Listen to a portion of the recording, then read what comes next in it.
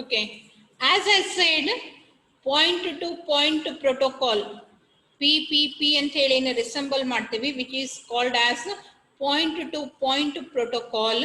It is one of the protocol that works in a data link layer. ಈಗ already one protocol ಅನ್ನು study ಮಾಡಿದ್ವಿ ನಾವು, which is working in a data link layer, that is HDLC.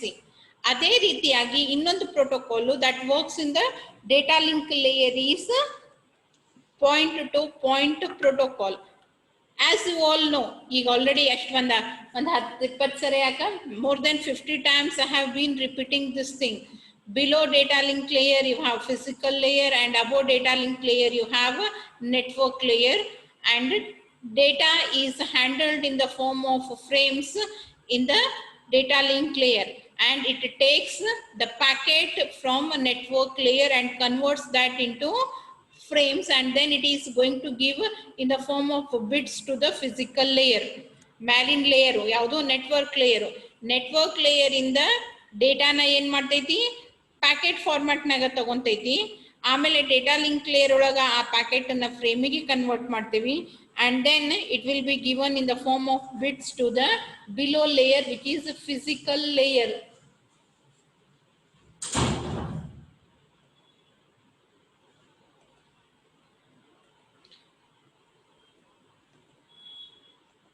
Okay, so here is the structure. How does this protocol work, or how does it exist in the reference model? SONET is the physical layer protocol that is most commonly used over the wide area optical fiber links that make up the backbone of communication networks, including the telephone system. SONET, that is synchronous optical network. SONET stands for synchronous optical network, where you are going to use ಈ ರೀತಿಯಾದಂತ network ಒಳಗ physical medium ಏನಿರ್ತೈತಿ, it will be made up of glass in the medium. ಅದರೊಳಗ data travels in the form of lights. Either LED ನ use ಮಾಡ್ತೇವೆ, that is light emitting diodes, ಇಲ್ಲ ಅಂತಂದ್ರ laser ಅನ್ನ ಡೇಟಾ ಜನರೇಷನ್ ಪರ್ಪಸ್ಗೆ use ಮಾಡ್ತಾರೆ. What is actually optical fiber, how the communication is carried out in optical fibers, ಅದನ್ನ ನೀವು second ಯೂನಿಟ್ನಾಗ ಕಲಿತಿದ್ರಿ, ಅದನ್ನ ನಾನು ಸ್ಕಿಪ್ ಮಾಡಿ ಬಂದೀನಿ, ಅದ್ರ ಸಲುವಾಗಿ ಇವಾಗ ಹೇಳಿಕತ್ತೀನಿ. ಆಪ್ಟಿಕಲ್ ನೆಟ್ವರ್ಕ್ ಅಂದ್ರೆ ಏನು, ಆರ್ ಆಪ್ಟಿಕಲ್ ಫೈಬರ್ ಅಂತಂದ್ರೆ ಏನು. In the optical fiber communication medium, you are going to make use of fiber, that is glass will be made use for transferring the data, and the data will be transmitted in the form of light.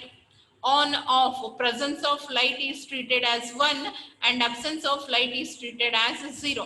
ಆ light ಅನ್ನ generate ಮಾಡ್ಲಿಕ್ಕೆ ನಾವು light emitting diodes ಅಂತ ಬರ್ತಾವೆ, L E D ಅಂತ ಹೇಳ್ತೇವಲ್ಲ, ಅದನ್ನ use ಮಾಡ್ತೀವಿ. ಇಲ್ಲಂತಂದ್ರೆ laser beam which has the ability of generating the light will be used. ಈಗ ಸದ್ಯಕ್ಕೆ ವೈಡ್ ಏರಿಯಾ ನೆಟ್ವರ್ಕ್ ಒಳಗೆ ಎಲ್ಲಾ ಕಡೆನೂ ಏನ್ ಮಾಡ್ಲಿಕ್ಕೆ ಈ ಆಪ್ಟಿಕಲ್ ಫೈಬರ್ಸ್ ಯೂಸ್ ಮಾಡ್ತಾರೆ. ಮೊದ್ಲಿಗೆ ಎಲ್ಲ ಟೆಲಿಫೋನ್ ಕೇಬಲ್ಸ್ ಏನಿದ್ದು ಮೊದ್ಲಿನೋ ಹಳಿವೋ ಬೇರೆ ಇದ್ದು, but now days they are being replaced with optical fibres. ಯಾಕ ಯೂಸರ್ ನೀಡು ಸ್ಪೀಡ್ ಜಾಸ್ತಿ ಬೇಕು ಅಂತ ಹೇಳಿ ಹೆಚ್ಚಿಗೆ ಆದ್ಕೊಂತ ಹೋದಂಗ ನಾವೇನ್ ಮಾಡ್ಲಿಕ್ಕತ್ತೀವಿ, changes technology ಒಳಗು changes ಬರ್ಲಿಕ್ಕತ್ತಾವ. and nowadays we are using, even in telephone lines also are being replaced by optical fibers. so ಆ ರೀತಿಯಾದಂತ ಆಪ್ಟಿಕಲ್ ಫೈಬರ್ ಅನ್ನ ನೀವು ಫಿಸಿಕಲ್ ಲೇಯರ್ ಒಳಗೆ, ಯಾಕಂದ್ರೆ ಫಿಸಿಕಲ್ ಲೇಯರ್ ಒಳಗೆ actual connections will be established between the systems. Intermediate devices ನಡುವ connection establishment phase ಎಲ್ಲಾಗುತ್ತೆ, that takes place in the physical layer. A physical layer is directly connected with the physical layer of another system. ಆ connection establishment ಗೆ ನೀವೇನಾದ್ರೂ sonnet ಅನ್ನ ಅಂದ್ರೆ synchronous optical network ಅನ್ನ use ಮಾಡಿದ್ರಿ ಅಂತಂದ್ರ ಅದ್ರ ಮ್ಯಾಲಿನ್ ಲೇಯರ್ ಒಳಗ ಪಾಯಿಂಟ್ ಟು ಪಾಯಿಂಟ್ ಪ್ರೋಟೋಕಾಲ್ ಅನ್ನ ವರ್ಕ್ ಮಾಡ್ತೈತಿ. That means in the physical layer you are using SONET, in the data link layer you will be using point to point protocol, and in the network layer you are using IP, that is internet protocol. That means connectionless. unreliable service will be provided at the network layer. You are going to make use of IP protocol above this particular layer. ಅಂದ್ರೆ network layer ಒಳಗ IP ನ use ಮಾಡ್ತೀರಿ. ಅದರ structure ಯಾವ ರೀತಿ ಇರ್ತೈತಿ ಅಂತ ಹೇಳಿ ಇಲ್ಲಿ ಕೊಟ್ಟಾರ ನೋಡ್ರಿ. So you are going to use router ಒಳಗಿಂದು ಏನೇನು ಯೂಸ್ ಮಾಡ್ತೀವಿ ನಾವು. In the physical layer, you are going to use SONET. In the data link layer, you are going to use the point-to-point protocol. And in the network layer, you are going to make use of IP. You ಮೂರು ಏನು protocols. Connection between intermediate devices. Right? This is how the data will be taking different forms at a different layer. And why we are making use of point-to-point protocol?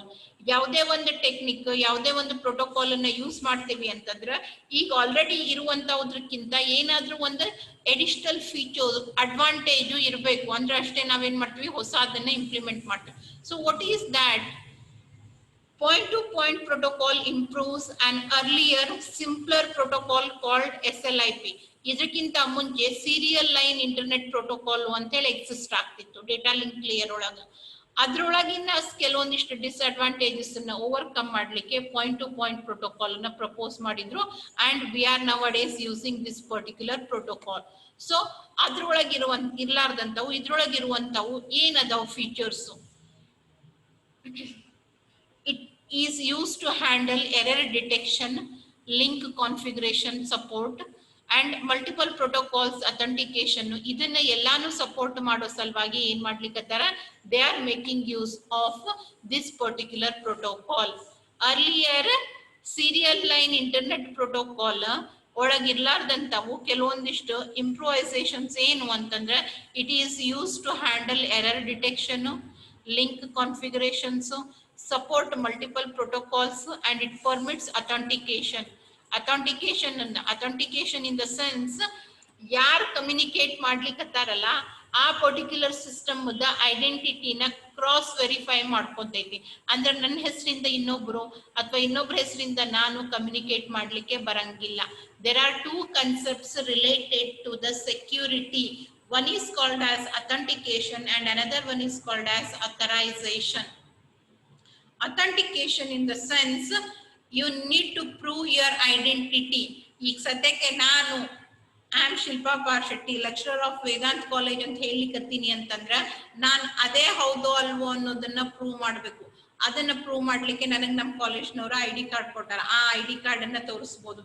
ಇಲ್ಲ ಅಂತಂದ್ರ ನಮ್ಮ college higher authority principal, chairman, director ಯಾರಿಗೆ ಒಬ್ಬರಿಗೆ ಕಾಲ್ ಮಾಡಿ ನಾನೇನ್ ಮಾಡ್ಬೋದು, ನನ್ನನ್ನ ನಾನು ಹೌದು ಅನ್ನೋದನ್ನ ಐಡೆಂಟಿಫೈ ಮಾಡಿ ಹೇಳ್ಬೋದು. ಫೋನ್ ಮಾಡಿ ಸರ್ ನಾ ಹಿಂಗ್ರಿ ನಾ ಮಾತಾಡ್ಲಿಕ್ಕತ್ತೀನಿ, ಇಲ್ಲ ಅಲ್ಲಿ ಕಡೆ ಬಂದೀನಿ, ಅವ್ರು ನೀವೇ ಹೌದು ಅಲ್ಲೋ ಅಂತ ನಾನು ಕೇಳಿಕತ್ತಾರ. ಮೇಡಮ್ ವಿಡಿಯೋ ಕಾಲ್ ಮಾಡ್ರಿ, ನಾನು ನಿಮ್ ಮುಖ ನೋಡ್ಕೇಶನ್ ಕರೆಕ್ಟ್ ಆಗಿ ಅವ್ರ ಜೊತೆನೂ ಮಾತಾಡ್ತೀನಿ ನಿಮ್ ಜೊತೆನೂ ಮಾತಾಡ್ತೀನಿ ಅಂತ ಹೇಳ್ತಾರೆ. Sir I will do a video call and then as a person I will be identified. Okay ಇಲ್ರಿ ಅವ್ರು ನಮ್ಮ ಕಾಲೇಜ್ ಸ್ಟಾಫೇ ಅದಾರ ಅಂತ ಸರ್ ಒಂದು ಪ್ರೂಫ್ ಅನ್ನ ಕೊಡ್ತಾರೆ. ಈ ರೀತಿಯಾಗಿ this particular protocol, whenever two systems are involved in the communication, ಈಗ ನಾನು ಕಳಿಸ್ಲಿಕ್ಕತ್ತೀನಿ ಅಂತ ಹೇಳಿಕತ್ತೀನಿ, ನಾ ಯಾರ್ದೋ ಹೆಸರು ಹೇಳಿ ಕಳಿಸ್ಲಿಕ್ಕತ್ತೀನಿ ಡೇಟಾನ ಅಂದ್ರ ಆ ಅದ ಪರ್ಸನ್ ಹೌದೋ ಅಲ್ವೋ ಅನ್ನೋದನ್ನ ಚೆಕ್ ಮಾಡ್ಲಿಕ್ಕೂ ಕೂಡ ಇದು ಫೆಸಿಲಿಟಿನ ಪ್ರೊವೈಡ್ ಮಾಡ್ತೈತಿ. ಸೊ ಈ ರೀತಿಯಾಗಿ ಕೆಲವೊಂದಿಷ್ಟು ಎಡಿಷನಲ್ ಫೀಚರ್ಸ್ ಅನ್ನ ಇದು ಪ್ರೊವೈಡ್ ಮಾಡ್ಲಿಕ್ಕತ್ತೈತಿ. ಅದಕ್ಕೆ ನಾವೇನ್ ಮಾಡ್ತೇವಿ, we are going to make use of point to point protocol. And what are the main features? What are the main features that the point-to-point protocol provides? First one is a framing method that unambiguously delineates the end of one frame and start of the next frame. Andre either the basic feature, one of the most important feature that is given to point protocol is ಎಲ್ಲಾ ರೀತಿಯ ಈ particular layer ಒಳಗೆ ಬರುವಂತ ಎಲ್ಲಾ protocols ಸಿಗುನು ಅಂದ್ರೆ data link layer ಒಳಗೆ ಬರುವಂತ ಎಲ್ಲಾ protocols the main and basic task is framing. So ಆ ಫ್ರೇಮಿಂಗ್ ಅನ್ನ ಇದು ಕೂಡ ಮಾಡ್ತೈತಿ. It is going to construct frames in such a manner that it will be very clear. ambiguity-ನ ಕ್ರಿಯೇಟ್ ಮಾಡಂಗಿಲ್ಲ. unambiguous means it is not going to create any confusions. ಪೂರ್ತಿ clear ಆಗಿ ಏನ್ ಮಾಡ್ತೈತಿ, ಡಿಫ್ರೆನ್ಶಿಯೇಟ್ ಮಾಡ್ತೈತಿ. ಎಲ್ಲಿ ಒಂದು ಫ್ರೇಮ್ ಎಂಡ್ ಆಗ್ತೈತಿ, ಎಲ್ಲಿ ಇನ್ನೊಂದು ಫ್ರೇಮ್ ಸ್ಟಾರ್ಟ್ ಆಗ್ತೈತಿ ಅನ್ನೋದು ಕ್ಲಿಯರ್ ಆಗಿ ಡಿಫ್ರೆನ್ಶಿಯೇಟ್ ಮಾಡಿ ಕೊಡುವ ರೀತಿ ಫ್ರೇಮ್ಸ್ ಅನ್ನ ಕನ್ಸ್ಟ್ರಕ್ಟ್ ಮಾಡ್ತೈತಿ ಒಂದು. And along with that the frame format also handles error detection. ಇಲ್ಲಿ ಎರರ್ ಕರೆಕ್ಷನ್ ಅನ್ನ ಮಾಡಂಗಿಲ್ಲ. You are only going to detect the error, and if there are any errors detected, the other method that is supporting this one is go for the retransmission. ಅಕಸ್ಮಾತ್ ಆಗಿ receive ಆಗಿದ್ದು frame correct ಇತ್ತು, ಮ್ಯಾಲಿನ ಲೇಯರಿಗೆ handle ಮಾಡ್ತೈತಿ. ಇಲ್ಲ ಏನಾದ್ರೂ error detect ಆದ್ವು ಅಂದ್ರೆ ರೀಟ್ರಾನ್ಸ್ಮಿಷನ್ ಗೆ ಹೋಗ್ತೈತಿ. ಅಂದ್ರೆ ಈ ಫ್ರೇಮ್ ಫಾರ್ಮ್ಯಾಟ್ ಒಳಗ ನಮಗ ತಪ್ಪದನೋ ಇಲ್ವೋ ಅನ್ನೋದನ್ನ ಕಂಡು ಹಿಡಿಲಿಕ್ಕೂ ಕೂಡ ಮೆಥಡ್ಸ್ ಅನ್ನ ಪ್ರೊವೈಡ್ ಮಾಡಿದ್ದಾರೆ.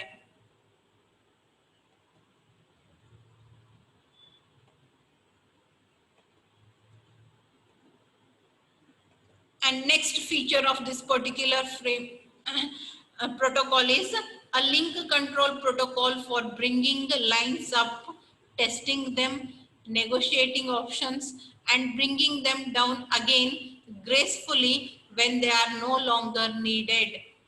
And the protocol, one of the supporting protocol that is used is LCP, link control protocol. ಇನ್ನೊಂದು ಕೆಲಸ ಏನ್ ಮಾಡ್ತೈತಿ ಇದು ಅಂತಂದ್ರೆ, this particular protocol is going to bring the lines up, ಅಂದ್ರೆ ಕನೆಕ್ಷನ್ ಎಸ್ಟಾಬ್ಲಿಷ್ಮೆಂಟ್ ಮಾಡ್ತೈತಿ. ಕನೆಕ್ಷನ್ ಎಸ್ಟಾಬ್ಲಿಷ್ಮೆಂಟ್ ಜೊತೆಗೆ testing them in the sense, ಇಲ್ಲಿ ನಾನು ಹೇಳಿದೆ ಅಥೆಂಟಿಕೇಶನ್ ಗೆ ಆಪ್ಷನ್ ಅದ. ಅಂದ್ರ ನಾ ಕನೆಕ್ಷನ್ ಎಸ್ಟಾಬ್ಲಿಷ್ಮೆಂಟ್ ಮಾಡ್ಲಿಕ್ಕತ್ತೀನಿ ಅಂದ್ರ ಎದುರಿಗಿನ ಮನುಷ್ಯನ ಯಾರು ಅಂತ ಹೇಳ್ತಾನ ಅವನೇ ಅದಾನೋ ಇಲ್ವೋ ಅನ್ನೋದನ್ನ ಕೂಡ ಟೆಸ್ಟ್ ಮಾಡ್ತೈತಿ. Whether line setup is feasible, ಆ ಮನುಷ್ಯ ಅವ ಯಾರು ಅಂತ ಹೇಳಿಕತ್ತಾನ ಅವನೇ ಅದಾನೋ ಇಲ್ವೋ ಅನ್ನೋದ್ರ ಬಗ್ಗೆ ಕನ್ಫರ್ಮೇಶನ್ ಅನ್ನ ಮಾಡ್ಕೊಂತೈತಿ. And then negotiating the options in the sense, ನನಗೆ ಯಾವ ರೀತಿ ಕಮ್ಯುನಿಕೇಶನ್ ಬೇಕಾಗೈತಿ, ನಿನಗೆ ಯಾವ ರೀತಿ ಬೇಕಾಗೈತಿ, ಅವನಿಗೆ ಬೇರೆದು ನನಗ್ ಬೇರೆದು ಇತ್ತು ಅಂದ್ರ ಕೆಲವೊಂದು ಅಡ್ಜಸ್ಟ್ಮೆಂಟ್ಸ್ ಅನ್ನ ಮಾಡ್ಕೊಂತೇವೆ. ಕನ್ಸಿಡರ್ ಫಾರ್ ಎಕ್ಸಾಂಪಲ್ ನೆಗೋಷಿಯೇಷನ್ ಅಂದ್ರೆ, ನೀವೀಗ ಮಾರ್ಕೆಟಿಗೆ ಹೋಗ್ತೀರಿ, ನಿಮ್ಗೆ ಏನೋ ಒಂದು you have selected one item, ಅವ ಅದ್ರ ರೇಟ್ 150 ಹೇಳ್ತಾನ, ನೀವು ಅದ್ರ ರೇಟ್ 75 ಹೇಳ್ತೀರಿ. ಆಮೇಲೆ ಇಲ್ರಿ ಅಷ್ಟ ಆಗಂಗಿಲ್ಲ ಅನ್ಕೊಳ್ಳಿ, ನೋಡ್ರಿ ಒಂದ್ ಸ್ವಲ್ಪ ಹೆಚ್ಚು ಮಾಡ್ರಿ ಕಡಿಮೆ ಮಾಡ್ರಿ, ಕಡೆಗೆ ನೀವು 100 ಅಂತೀರಿ, ಅವ 150 ಇದ್ದ 140 ಬರ್ತಾನ, ರೈಟ್? ಅಂಡ್ ದೆನ್ ಅಗೇನ್ ಇಲ್ಲ ರೀ ಅದು ಭಾಳ ಕಡಿಮೆ ಆಗ್ತೈತಿ, ನಾ ಈಗ ಆಲ್ರೆಡಿ 10 ರೂಪಾಯಿ ಬಿಟ್ಟಿನಿ ಅಂತ ಅವ ಹೇಳ್ತಾನೆ. ಇಲ್ರಿ ಇದ್ರ ಆಕ್ಚುಲ್ ರೇಟ್ 75 ಅದ, ಬಟ್ ನೀವ್ ಇಷ್ಟು ಹೇಳಕತ್ತೀರಿ ಅಂತ ನಾನು 100ಕ್ಕೆ ತಗೊಳಿಕತ್ತೀನಿ ಅಂತೀರಿ. And then you will settle down somewhere 120, 125 ಬರ್ತೀರಿ. ಅವನು ಸ್ವಲ್ಪ ಕೆಳಗೆ ಬಂದಾನ, ನೀವೊಂದ್ ಸ್ವಲ್ಪ ಮ್ಯಾಲ್ ಹೋಗಿರಿ, and you settled somewhere between 120 and 125. So ಈ ರೀತಿ ಇದಕ್ಕೆ ನಾವ್ ಇರ್ತೇವೆ ನೆಗೋಸಿಯೇಷನ್ಸ್ ಅಂತ ಕರಿತೇವೆ. ಓಕೆ, ನಂದು ಡೇಟಾಸ್ ಈ ರೀತಿ ಅದ, ನಾ ಈ ರೀತಿಯಾದಂಥದ್ದು ಅಲೋ ಮಾಡ್ತೀನಿ, ಇಲ್ಲ ನನಗೆ ಸೈಜ್ ಇಷ್ಟೇ ಬೇಕು, ನನ್ನ ಸೈಜ್ ಇಷ್ಟೈತಿ. ಸೊ ಈ ರೀತಿ ಆಗಿ ಕೆಲವೊಂದಿಷ್ಟು ಅಡ್ಜಸ್ಟ್ಮೆಂಟ್ಸ್ ಅನ್ನ ಮಾಡ್ಬೋದು. You are going to negotiate the options available. ನನ್ನ ಕಡೆ ಏನದ ಏನಿಲ್ಲ, ನಿನ್ ಕಡೆ ಏನದ ಏನಿಲ್ಲ, ಇಬ್ಬರು ಕೂಡ ಕಮ್ಯುನಿಕೇಟ್ ಮಾಡ್ಲಿಕ್ಕೆ ಒಂದಿಷ್ಟು ಅಡ್ಜಸ್ಟ್ಮೆಂಟ್ ಮಾಡ್ಕೊಂಡು will settle down somewhere. That is what is called as negotiation. ಇದು ಎಲ್ಲ ಕನೆಕ್ಷನ್ ಎಸ್ಟಾಬ್ಲಿಷ್ಮೆಂಟ್ ಗಿಂತ ಮುಂಚೆ ಆಗ್ಬೇಕು. ಯಾಕಂದ್ರೆ ಒಂದ್ಸರಿ ನೀವು ಡೇಟಾ ಟ್ರಾನ್ಸ್ಮಿಷನ್ ಅನ್ನ ಸ್ಟಾರ್ಟ್ ಮಾಡಿದ್ರಿ ಅಂತಂದ್ರೆ you cannot stop in between because of all these reasons. And once all these negotiations are done, you both agree to some points. After that, the connection will be established between the sender and receiver, and then the data will be moved. ಆ ಕಡೆಯಿಂದ ಬರ್ತೈತಿ, ಈ ಕಡೆಯಿಂದ ಹೋಗ್ತೈತಿ ಎಲ್ಲ.